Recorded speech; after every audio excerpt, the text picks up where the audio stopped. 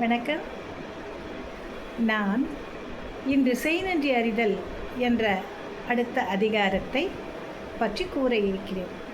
வழக்கம் போல வள்ளுவ பெருந்தகையார் அவருடைய சிறப்பினை நாம் போற்றி எந்நாளும் பணிய வேண்டும். அவருடைய குறட்களை நாம் அடியொற்றி செல்ல வேண்டும். எல்லாத்தையும் எல்லாரும் பார்த்துக்க முடியாது, செய்ய முடியாது. ஆனாலும் சில குறட்பாக்கள் நம்முடைய வாழ்வோடு பொருந்தி வரும். இல்லைன்னா சில சமயம் நம்ம கஷ்டப்படும் பொழுது அவை நமக்கு உதவியாக இருக்கும். இது நம்ம வாழ்க்கையில் நிறைய பேர் பார்த்துருப்போம். இளைஞர்களை தவிர, சிறு வயதினரை தவிர 30, 40, 50 வயதுகளிலோ இல்லை அதற்கு மேலே இருக்கக்கூடியவர்களோ இதனை தங்களுடைய வாழ்நாளில் ஏதாவது ஒரு சந்தர்ப்பத்திலாவது கண்டிப்பாக அறிந்திருக்க முடியும். திருக்குறள் தெரியுதோ தெரியலையோ, அவர் சொன்ன பொருள் நமக்கு பொருந்திதான் இருக்கும்.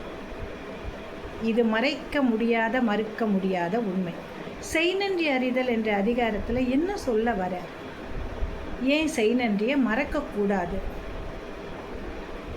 செய் நன்றி என்றால் என்ன? யாராவது நமக்கு சரியான நேரத்தில் ஒரு உதவி செய்தால் அதற்கு நம்ம உடனே என்ன சொல்லுவோம்? நன்றி என்ற சொல்லை சொல்லுவோம்.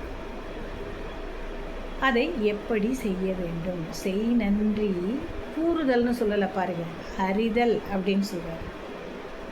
அதுலேயே அதனுடைய பொருளானது விளங்குகிறது. எதற்காக நாம் செய் நன்றியை அறிய வேண்டும்?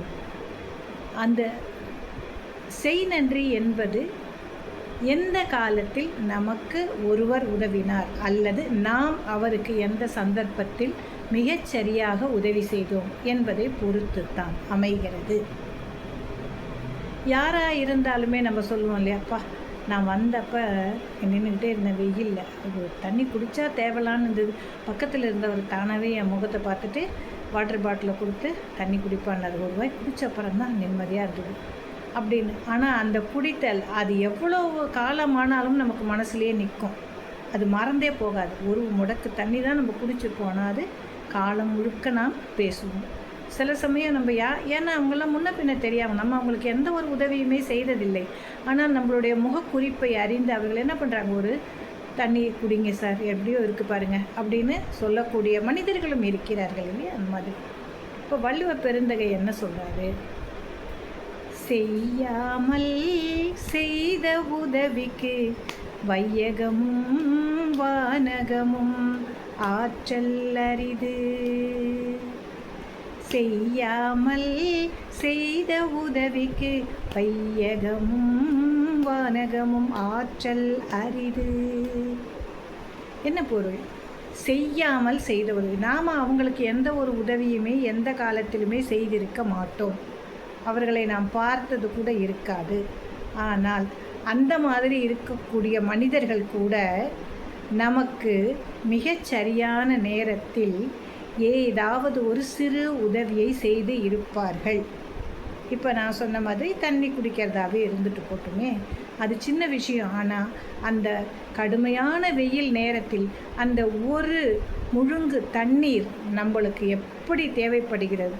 எப்பா எப்படியாவது குடித்தா தேவலான்னு நினைக்கும் போது ஒருத்தர் கொண்டாந்து இந்தான்னு கொடுத்தா, அப்பா அதை விட ஒரு சந்தோஷம் நமக்கு இருக்காது. உடனே வாங்கி மடக்கு குடிச்சிடுவோம். குடிச்சிட்டு அதுக்கப்புறம் தான் நம்ம அவர்கிட்ட நன்றி கூட சொல்லுவோம் இல்லையா? அந்த மாதிரி நாம் அவர்களுக்கு உதவி செய்திருக்க வேண்டிய அவசியம் இல்லை. செய்யாமல் விட்டுருக்கலாம், ஏன்னா தெரியாமல் இருக்கலாம். ஆனால் அவர்கள் நமக்கு மிகச்சரியான நேரத்தில் ஒரு உதவி செய்யும் பொழுது அது இந்த உலகம், வானுலகம் இவற்றை எல்லாம் விட மிகப்பெரிய உதவியாக கருதப்படுகிறது. வையகமும் வானகமும் ஆற்றல் அரிது. அதுங்களுக்கு எந்த ஆற்றல் இருக்கிறதோ இந்த உலகிற்கும் வானுக்கும், அதைவிட பெரியதாக இந்த உதவியானது தன்னுடைய ஆற்றலை நமக்கு தெரியப்படுத்துகிறது. நாம் உதவி செய்யாத போது கூட பிறர் நமக்கு சரியான நேரத்தில் உதவி செய்தால் அந்த உதவி இந்த உலகத்தையும் வானுலகத்தையும் விட மிகப்பெரியதாக கருதப்படும் என்கிறார் வள்ளுவர். நாளை நாம் அடுத்த குறளில் சந்திப்போம்.